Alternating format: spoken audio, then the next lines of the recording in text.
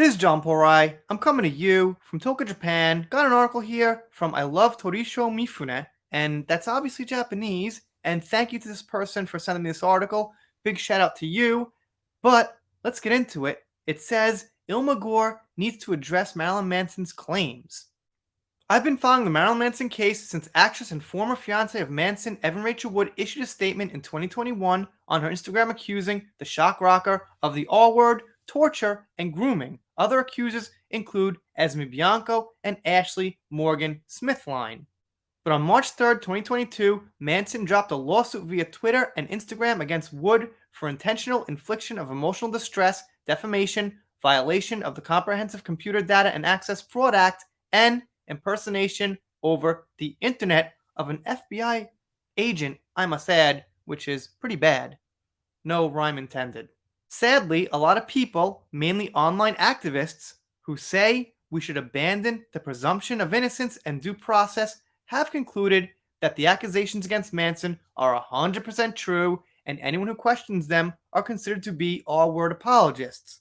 Said skeptics include Colonel Kurtz, who has a year's worth of videos detailing and critically analyzing the accusations, Greta Aurora, a woman whose sexual encounter with Manson contradicts these claims, and myriad people from Manson's life Kurtz has interviewed on her channel. And by the way, Kurtz has about 60 videos on this. She's got really deep thoughts on it. She doesn't play surface level things like that. She's been on here before. And I think she's just really one of the main players concerning this situation. She's also been contacted by people close to Manson. Let's see what else we got. So here we go. As far as the questions for what Gore should answer. Number 1. Did you ask former employees of Manson's for his logins, passwords, phone numbers, and social security number? If so, why did you want them? Question 2. Did you hack into Manson's computers, phones, email accounts, and or social media? And on this channel, Colonel Kurtz said that it wasn't quite a hack, but it was more like they got the passwords and things like that from people from the past, as far as I understand. But they could have hired someone to hack in, I suppose. I would seriously doubt they did it themselves. Not really sensing that level of technical skill and IQ from these people here. Okay, what else we got? Number 3. Did you create the email Warner 1969, the initials of Manson's birth name, and 1969 being the year he was born? Question 4 for Gore. Did you create this fake email address? Did you send links to others containing pornography? Furthermore, if you did either of these, what were you trying to accomplish? Question 5. Did you impersonate a federal agent? If so, did you forge their signature?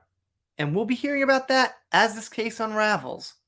Question 6 for Gore. Are you the one who came up with the fictitious Federal Violent Crimes Division?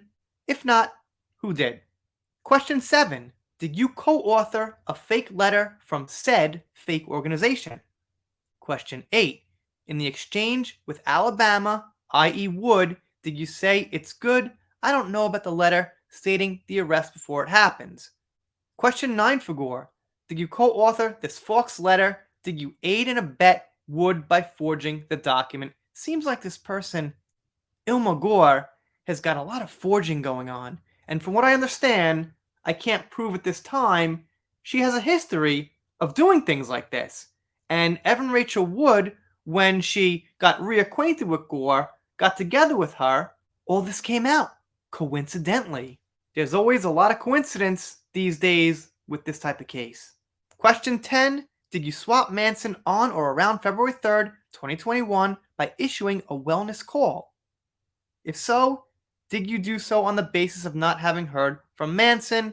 We remember that. His house got swatted, and apparently it was Ilma Gore who made that call. Well, again, we don't know for a fact, but that's why we're saying these questions need to be answered.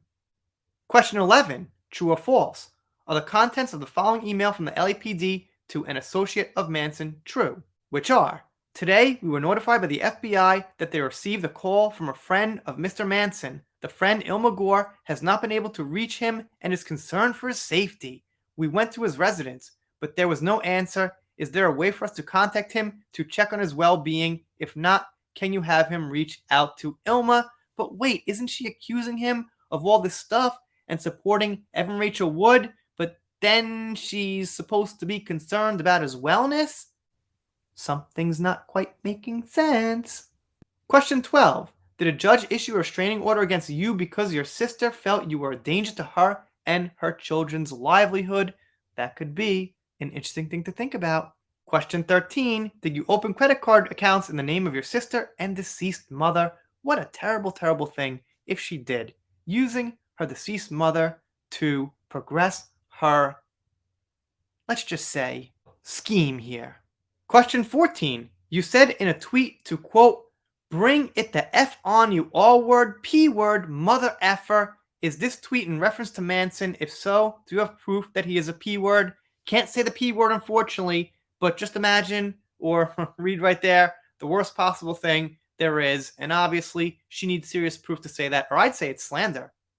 Question 15. Did you know Paula Weiss is alive and well and was not killed in the short film Groupie? Moreover, did you know she was 22 at the time of filming prior to stating she wasn't? Question 16 is pretty important. Did you reach out to women from Manson's past over email as a way to recruit accusers? And that's the thing. They came out of the woodworks really fast in one foul swoop. And you'd think if this was natural and organic, I know it's hard to come out as a victim. However, over a 10-year span, if there's 17 of them, you'd think you'd hear from a few of these people over time and these allegations and a lawsuit here and there, not all in one shot around the time after Evan Rachel Wood met Ilma Gore. Question 18. Did you provide said accusers with a checklist of 21 false acts of abuse to ensure that the claims against Marilyn Manson would create the illusion of a pattern of apparent behavior so that the media could broadcast said mirrored accusations to bring down his image? And she concludes here. For anyone besides Gore reading this post, if she even bothers to read it or answers these questions, the inquiries of said content are pulled directly from Manson's lawsuit. It would be great if Gore could answer these concerns, because who knows? Manson could be lying, and if he is lying, then we need to know so we can provide justice for said accusers if their accusations are true. And like I said, I'm not claiming to be 100% on this case, but I just think it's something along the lines of rough play in bed, a little bondage that went too far, which is now being branded as abuse. But I would guess it was consensual. And, you know, people get rough when they're playing Monopoly and drinking hot chocolate together and they're doing stuff. That doesn't necessarily mean that it's abuse. You could say it's abuse later, and you could still feel like you're telling the truth because you had like rough sex and did this crazy stuff and makeup and leather and who the hell knows. But that doesn't mean that you were a victim. But something tells me Manson is being truthful in this lawsuit and that Gore is using Wood's status as a movie star to bring attention to her predominantly online activism and her artwork. Let's add to that, their careers, aside from this, were nowhere, so that would make sense. How do they keep themselves relevant in the articles, in the news? Well, how about Evan Rachel Wood dated someone super famous, still pretty famous, well-known, and maybe she'll put out accusations because it would be easy. Look at him. He's an easy target. They probably did, like I said, have some rough sex or bondage or something so she could feel better about it, that it wasn't totally lying about the physicality of what happened, because maybe it did get rough, but that wasn't actually abuse. It was something they did in bed that they were into, and now looking back, she says it was abuse. That seems what it would make sense to me. I mean, that seems like it would make sense to me. Okay, there's a little unedited screw up because we're pretty much at the end here. You guys, let me know, of course, what you think down below. Like the article mentions, check out Colonel Kurtz. She'll be linked below. I'll probably link her in my description because I get content from her ideas once in a while, so it's only fair. Definitely check her out. If you're not subscribed here and you don't subscribe, I guess I'll be sad, but I'll get over it. We're done here for now. See you next time.